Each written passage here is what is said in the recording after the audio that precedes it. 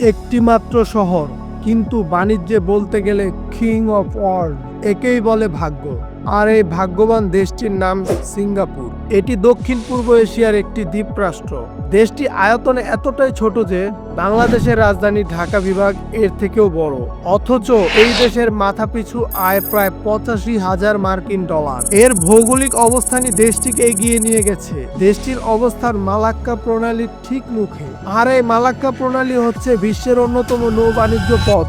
সিঙ্গাপুরের বন্দরে প্রতিদিন হাজার হাজার পণ্যবাহী জাহাজ ভিড়ে। আর এটি কিন্তু বিশ্বের দ্বিতীয় ব্যস্ততম সমুদ্র বন্দর। দেশটি ১৯৬৫ সালে মালয়েশিয়া থেকে আলাদা হয়ে স্বাধীন রাষ্ট্র হয়। সিঙ্গাপুরের তেমন কোনো প্রাকৃতিক সম্পদ নেই, এমনকি খাবার পানি পর্যন্ত তাদেরকে আমদানি করতে হয়। কিন্তু শুধুমাত্র কৌশলগত অবস্থান এবং দক্ষ নেতৃত্বের কারণেই দেশটি আজ প্রযুক্তি, বাণিজ্য এবং শিক্ষার দিক দিয়ে বিশ্বের সেরা দেশগুলোর একটি।